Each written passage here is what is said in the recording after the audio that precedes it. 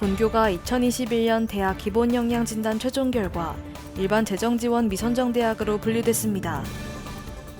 생활관 식단 개선과 관련해 학우들 사이에서 불만의 목소리가 나오고 있습니다.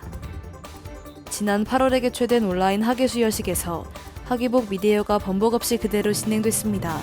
이 시간 주요 뉴스입니다. 첫 번째 소식입니다. 본교가 2021년 대학 기본 역량 진단 최종 결과 일반 재정지원 미선정 대학으로 분류됐습니다. 지난 8월 17일 교육부와 한국교육개발원은 대학구조개혁위원회 심의를 거쳐 2021년 대학 기본 역량 진단 가결과를 발표했습니다. 대학 기본 역량 진단 평가란 3년을 주기로 학생 충원율, 교육 여건, 수업 및 교육과정 운영, 비리 등을 점검하여 대학을 평가하고 재정지원 대상을 선정하는 것을 말합니다. 본 결과는 본교를 포함한 총 52개의 대학이 교육부 대학 기본 역량 진단 평가에서 탈락했다는 내용을 포함하고 있습니다.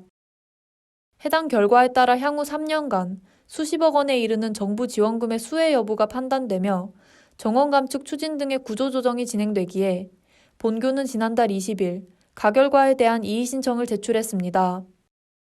더불어 이번 기본 역량 진단평가 결과에 대해 본교 학우들을 비롯한 총학생회, 교수회, 총동창회, 노동조합 측은 가결과에 납득할 수 없다는 입장을 밝히며 평가 기준의 투명한 공개를 요구했습니다.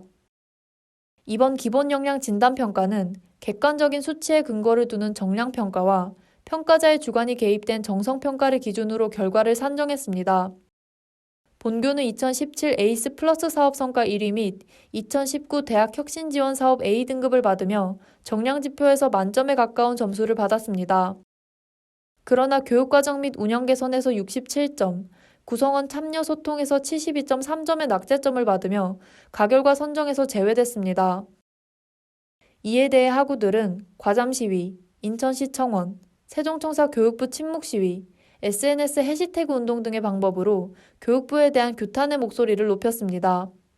우리 학교 측에서 그 교육부한테 왜 이런 결과가 나왔는지 기준을 제시해달라고 했을 때 그 교육부 측의 답도 불분명한 답이었어가지고 뭔가 좀 억울한 면도 있지 않나 싶어요.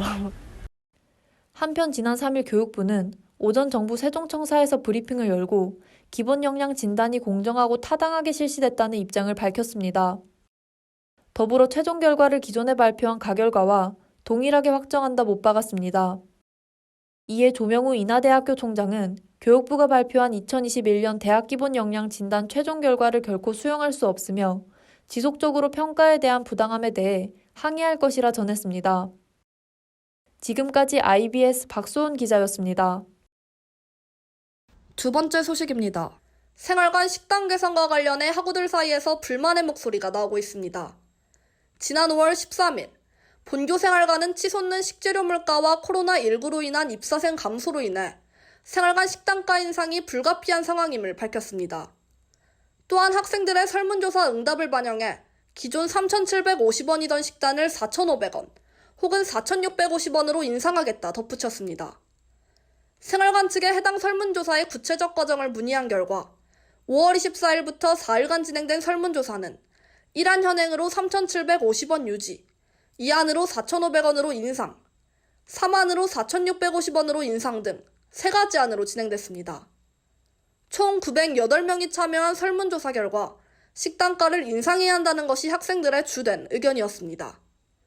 3안을 선택한 학생이 48%로 가장 많았으며 식단가를 현행 유지해야 한다는 의견은 24.3%에 그쳤습니다. 그러나 지난달 27일 기숙사 입사가 본격적으로 시행되었고 생활관 식당을 이용한 학우들 사이에서 식단이 900원 인상됐으나 체감상 지난 학기와 달라진 부분이 없다는 학우들의 반응이 속출했습니다.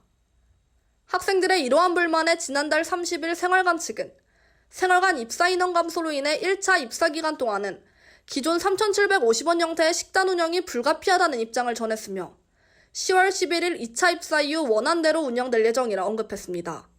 한편 생활관 입사 전 학생들은 인상된 4,650원으로 4개월치 식재를 이미 지불한 상황이기에 9월 한 달분의 식단비 환불이 이루어져야 한다는 반응을 보이고 있습니다.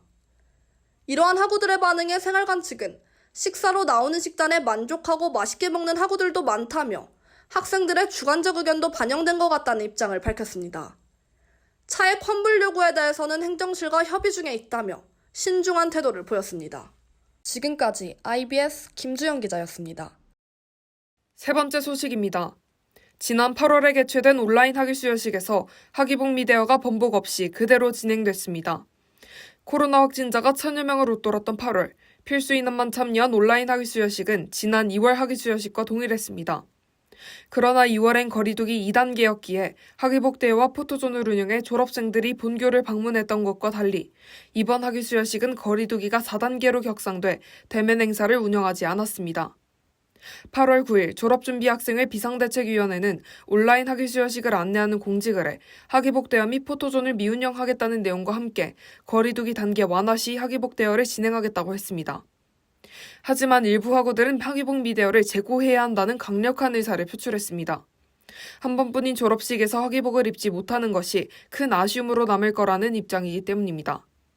또한 사람이 몰릴까봐 학위복 대여를 진행하지 않으면서 학위 증서는 학교에서 받으라는 내용을 이해하기 어렵다고 전했습니다. 그러나 교무처는 사회적 거리두기 4단계 유지 시 학위복 대여가 불가능하다는 원론적인 입장을 밝혔습니다. 이에 일부 졸업생들은 본교 학위 수여식 일정보다 일주일이 빨랐던 인천대학교 학위 수여식이 단과대별로 시간과 일정을 조정한 학위복 대여를 진행했다며 교무처의 다양한 고려 부족을 지적했습니다. 재난 속에서도 축하를 전하고 그 순간에 남길 수 있는 기회가 마련되지 않아 아쉬움을 남긴 8월 학위 수여식이었습니다. 지금까지 IBS 최미빈 기자였습니다.